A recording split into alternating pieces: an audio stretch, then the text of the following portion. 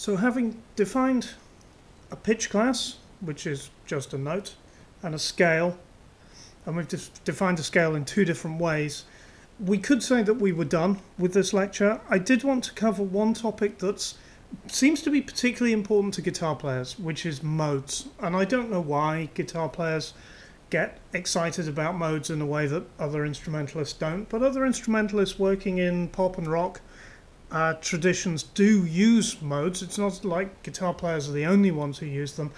And I thought it might be useful just as a way of introducing the concept if you've never heard of it, or if you have heard of it, showing you an application of some of this stuff in practice. So let's start naively with two scales. We're going to start with this scale. Notice I'm just writing pitch class names for now. That's fine. There's this scale. And then I'm going to also do another scale, which is going to be like this.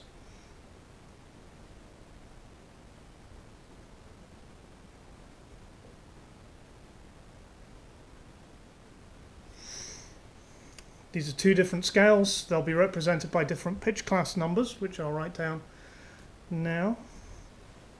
0, 2, 4, 5, 6.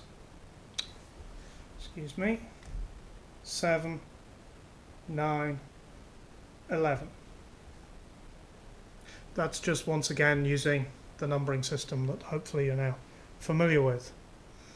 Let's do the same thing over here. We'll get 0, 2, 3, 5, 7, 9, 10. And let's just satisfy ourselves that these are different scales. Here's the first scale.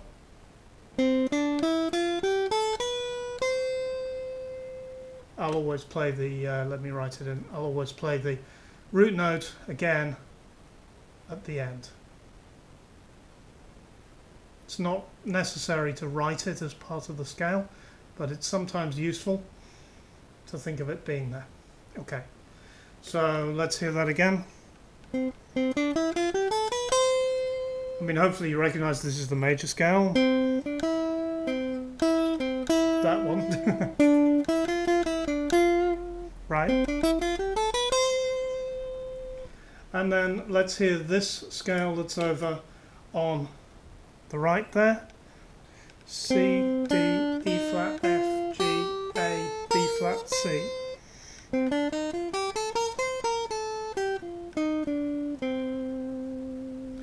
Okay.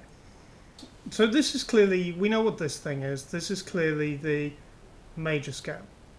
It's a C major scale. This here is called a Dorian scale for reasons to do with music history and that sort of thing. And perhaps you know that there's a special relationship between these two. I'll show you what that relationship is. Imagine we make 0 into the letter D now. So we've shifted, as we did before, we've shifted the 0 from C to D. And I'm going to follow the same set of pitch classes. So D sharp would be 1, E would be 2, F would be 3, G would be 5, A, B, C, and of course a D at the end. Well, that's weird. I hope you think it's weird. It is weird. These are exactly the same notes as we have in the C major scale. You see that? Both of these, if I was to write these as a pitch class set like this, C, D, E, F, G, A, B, right? Both of these are, it seems, the same. The only difference is, and it's a very important difference, here the root note is the D, right?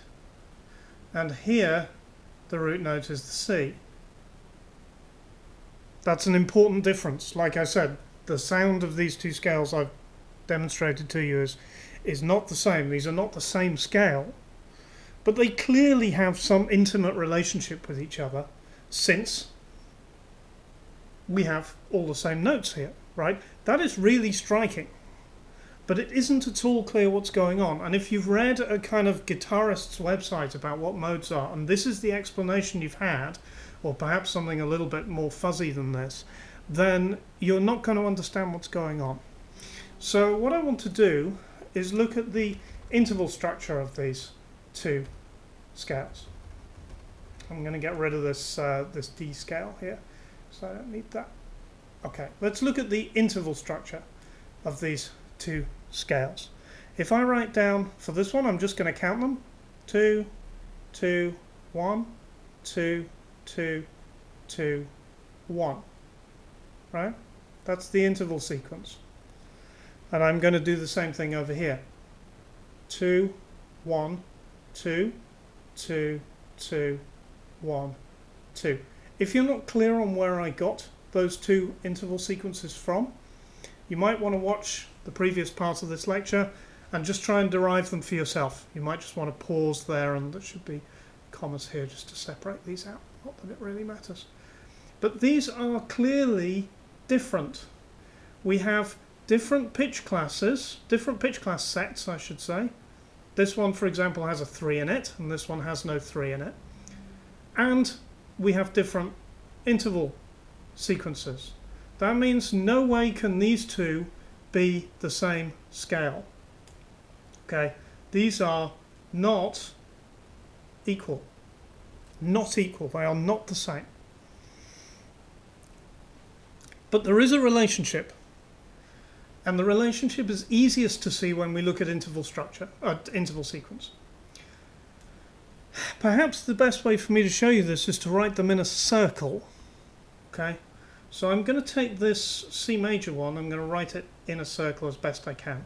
So 2, 2, 1, 2, 2, 2, 1.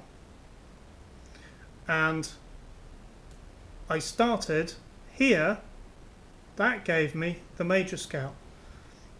But notice something else. If I want to get the Dorian scale, all I have to do is start here. Read it along here with me. 2, 1, 2, 2, 2, 1, 2. It's like I've rotated this circle around one step, so that instead of my 0 being here, right, and I start here, this will give me major scale. But instead of that, I'm going to start here. Whoops. Do that again. Maybe a different color as well. I'm going to start here instead. And this will give me Dorian. So if I put the 0 here and I go up 2, 1, 2, 2, 2, 1, 2, come back to 0 again, and I'll have constructed a Dorian scale. If I start with the 0 here and I go up 2, 2, 1, 2, 2, 2, 1, I will have given myself a major scale. This is what the relationship of modality means. These two scales are modes of each other precisely because the interval sequence of one is a rotation of the interval sequence of another. The scales that guitarists typically call the modes are the scales that happen to be modes of the major scale. We'll meet lots of other modes if we investigate more unusual scales. Mode is not a type of thing that's different from a scale. I really need to emphasize this, and people who play the piano and the trumpet are going to be listening to this thinking, yeah, we get it, what's the deal? But guitar players need to hear this, I'm afraid. Modes are not separate things from scales. Scales can be modes of each other. That is this relationship here. It's a relationship of modality. That is the relationship between these two scales. As an exercise, let's derive all of these modes now. We'll actually find an easier way to do this in the next lecture, but whatever. Let's do it now anyway. It'll only take a couple of minutes. So we started with major, and then we got Dorian. Let's start here. So our interval map will be 1, 2. Sorry, excuse me. Our interval map will be 1, 2, 2, 2, 1, 2.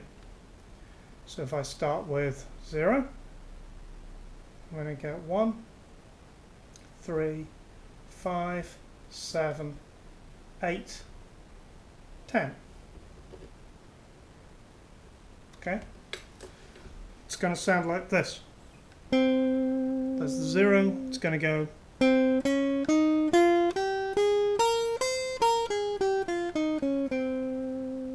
I hope you can hear this is really different. A new sound. The sound, as some of you already know, is this is the, I'm going to run out of space here, but let me maybe do it like, let me do them all separately. So let's call this Phrygian. So that's what it is. This is the Phrygian scale. And let's rotate around again. So this time I'm going to start from here. And my intervals are going to be 2, 2, 2, 1, 2,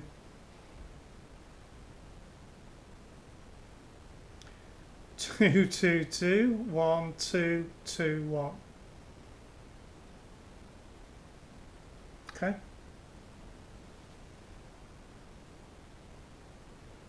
I see, I'm being confused. I missed that off there. Alright, so let's see what we get when we calculate our pitch classes. We start on 0, we go up 2, up another 2, up another 2, up 1, up 2, up 2, and up another 1 will take us back. So that's going to give us what? Do you know? Maybe you know.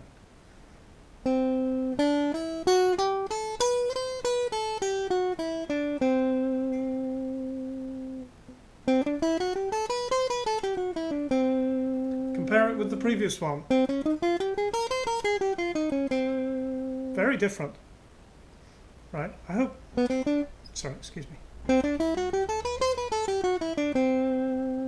This one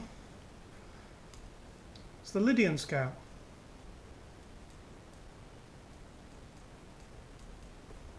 Let's go around again. We'll start here. We've only got 2 more to do after this one, so shouldn't take us too long. Where are we? 2, 2, 1. 2, 2, 1, 2. Ambitious students who would like to get a distinction in this course might want to pause the video and just do this themselves, because now I think it's reasonably clear what you need to do to derive these modes. And you probably know, well, I'll play it for you, this one is the Mixolydian.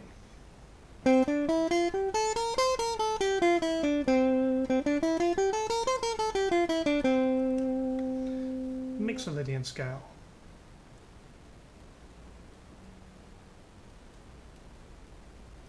By the way, those kind of jazz and rock type players who are watching this thinking, well, you're showing me these scales, but you're not showing me what to do with them. I'm not really going to do that too much, because this is a scale theory course. It's not a kind of generic, you know, how to apply these scales in jazz or rock or whatever. So I'm not really going to do that in any of the lectures, but you will get some pointers towards that in the 3rd lecture. That's not what this one's about. This is really just about deriving these scales and kind of getting comfortable with what we are doing with these numbers. And in particular, getting comfortable with this idea of interval sequence.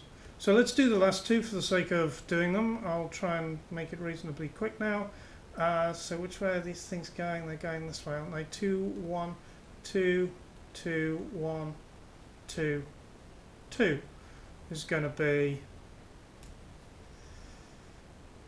yeah, 0, 2, 3, 5, 7, 8, 10. Here's how it sounds.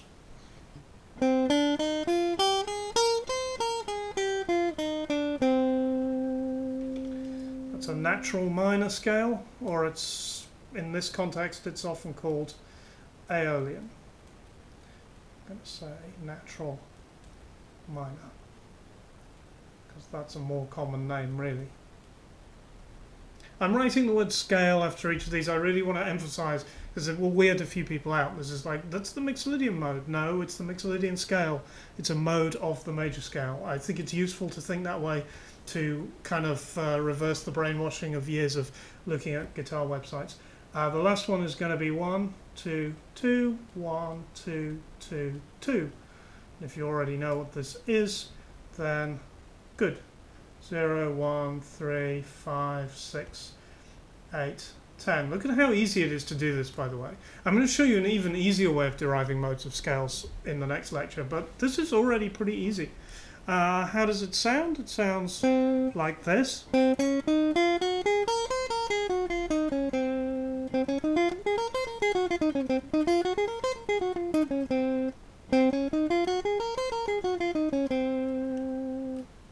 And you probably know, or perhaps you know, this is called the Locrian scale. So these are 7 scales, if we include these two, Major, Dorian, Phrygian, Lydian, Mixolydian, Aeolian and Locrian. 7 scales. They all sound different. They all have different pitch class sets that define them. They also have different interval sequences that define them in exactly kind of equivalent ways. And they are all modes of each other. They all belong to the same family. And I hope that, although they all sound really different, maybe you can also hear a kind of family resemblance between them. We'll talk a lot more about that kind of thing in the next lecture. But if, for example, I told you that this scale was a member of the same family, maybe you'd be surprised.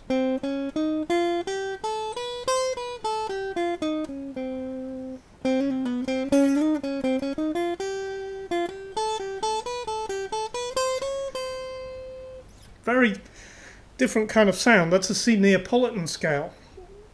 And like the major scale, let me write it out for you just for the heck of it, because we're nearing the end of this lecture and I might as well give you at least one, at least one exotic scale before I go. So this one has an interval structure like this: 1, 2, 2, 2, 2, 2, 1. Notice we've got 5 2s and we've got 2 1s, just like we have in these ones. 1, 2, 3, 4, 5. We've got 5 2s and 2 1s. But these are arranged differently. And I end up with the pitch classes 0, 1, 3, 5, 7, 9 and 11. Okay. If you want to try it in C, it's going to be C, D flat, E flat, F, G, A, B. This is called the Neapolitan scale. So that wraps up the presentation of modes. I'm just going to box this one off as a kind of warning to say this is not a mode. This is not a mode of these. Okay, these are all modes of each other. All of these ones as well. This is not a mode. This is not a member of the same family. It's a member of its own family with 6 other scales that are modes of this scale, and they all have different sounds. Alright, now I promised to show you one other thing today, which is another numbering system. And this is a numbering system that will be much more familiar to the jazz and rock and pop type players than the pitch class set version that I just showed you with that we've been working with.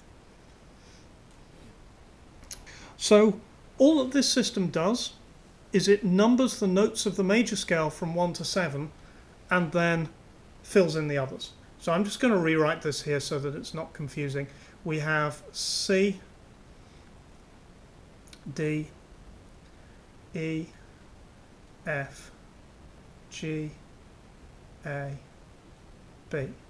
Okay, and we're just going to number these 1, 2, 3, 4, 5, 6, and 7. Now, as you probably know, this won't do as a numbering system for the pitch classes because we've got some other pitch classes as well. Okay, so we need to fit those in. So here is a C sharp, which we can also call a D flat. Well, it kind of makes sense to call this number either a sharp 1 or a flattened 2. You're almost always going to see flat 2, not sharp 1 here. Let's look at another more familiar one. This one we could call D sharp or E flat. And we can equally call this note either a sharp 2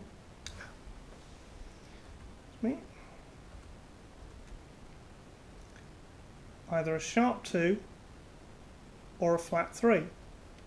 Notice the sharp and flat usually jump over the number onto the other side. This is a D sharp, but here we would usually say that it's a sharp 2. Okay, and in different contexts, whether you pick sharp 2 or flat 3 will be decided by what makes most sense. We don't need one in between 3 and 4 because these pitch classes are next to each other. The interval is 1 here. Let's just make that clear. The interval here is 2, which means I have something in between. The interval here is 2, but the interval here is just 1. So I have no room for something else in here. What else do I have? Of course I have F sharp or G flat. These are the black notes on the piano keyboard where we more or less came in. G sharp or A flat. And here we would have A sharp or B flat. And of course it makes complete sense now that we have our sort of pattern set up here to call this the sharp 4 or the flat 5. We'll call this the sharp 5 or the flat 6. And we'll call this the sharp 6 or the flat 7. Sometimes one of these choices or the other will just be obviously the right one to use in a given situation. Sometimes that won't be the case at all, and we'll just have to pick one arbitrarily. Sometimes, quite often, we'll just use the flats or just use the sharps because we don't care. Okay. The same consideration applies with this system as with the system that starts with 0. In fact, the two are really the same system with different names. This is 0, 1, 2, 3, 4. This is really confusing. You can see why these numbers don't match up. 6, 7, 8, 9, 10, 11. In the same way that we could make the 0 any pitch class we wanted, we could make the 1 of this system any pitch class we want. So if we want to play the E major scale, we make the 1 equal to E, and then we play 1, 2, 3, 4, 5, 6, 7.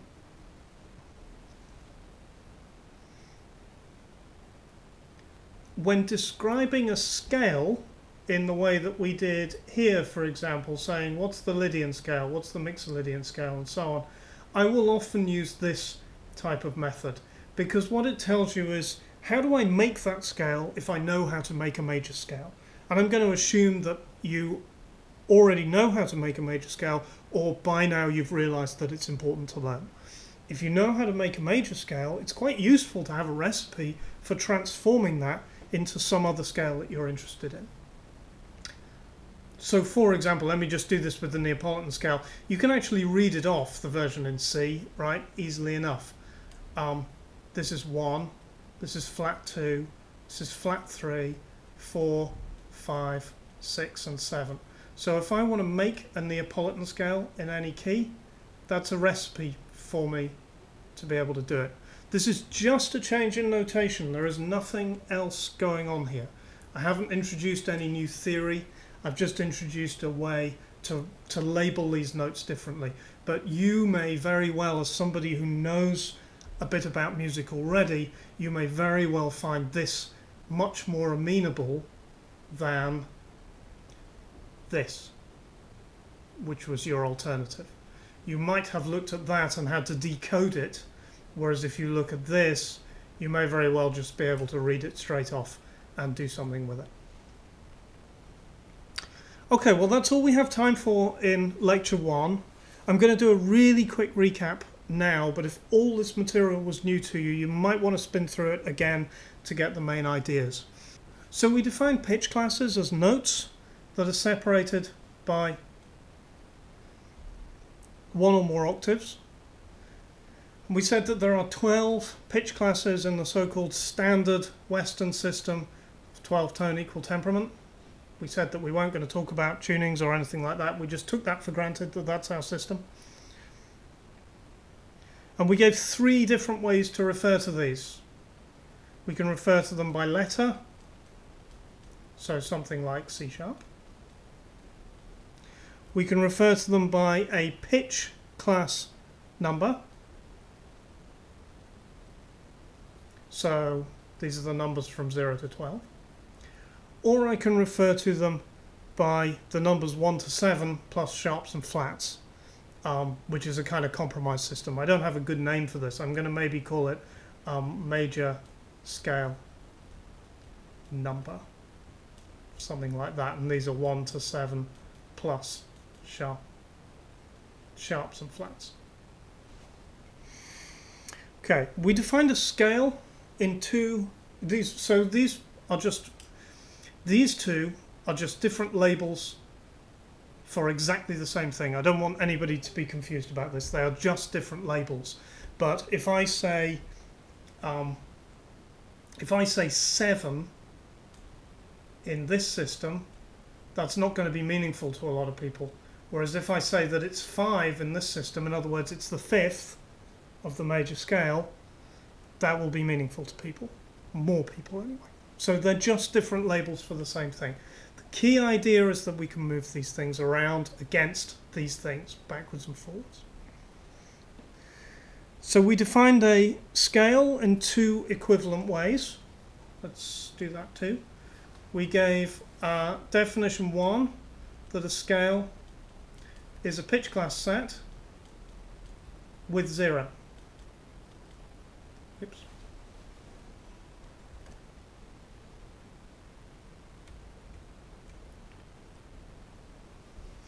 And the 0 then is the root note. We also gave a second one. We said a scale is an interval sequence.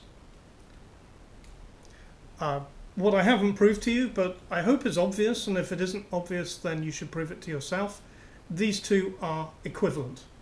Every scale is a unique pitch class set with a 0 and a unique integer sequence. There is never any confusion between those two, so we can move between them absolutely freely. And just to reiterate, that 0 is the root note. It's the existence of root notes, by the way, that makes the whole difference between the theory of scales and the theory of pitch class sets. Pitch class set theory, in general, does not recognize root notes. Scale theory does. That's the difference. So this thing is important. We also defined just now the relationship of modality between 2 scales, which happens when the interval sequence of one is just a rotation or an offset from the other. Let's remind ourselves of the picture for that. That's this picture here, where we went around starting, putting the 0 at each possible position and seeing what happens, and we built up our standard list of major scale modes there. No problem. So we've seen a few examples of scales that are probably familiar to you. We've looked at minor pentatonics and major scale modes and so on. We've also briefly seen this guy, the Neapolitan scale, which is probably not familiar to you. But this definition of scale is very general. This pitch class set containing 0 or an interval sequence. And you might wonder, well, is this it? Is it this plus like 5 or 6 others that I've heard of? Or is it this plus those plus, I don't know, like 10 or 12 other freaky ones from other parts of the world that I don't really know about. How many of these things are there? What are they like? How many of them, which ones are worth learning? How many of them are worth learning? Are any of them worth learning at all? What kinds of, how different can they be? Is it possible for me to find a scale that really sounds very, very different from any of these familiar ones, for example? Perhaps you already know the answer to those, but in the next lecture we're going to look at those questions in a theoretical way, based on the ideas that we've developed here. So we're going to ask how many scales there are according to the definition of scale that we've just given, these two equivalent definitions, how many scales there are altogether, and what kinds of characteristics they have, what properties they share in common, and so on. We're going to be looking at an overview of the space of all possible scales. I'll see you then.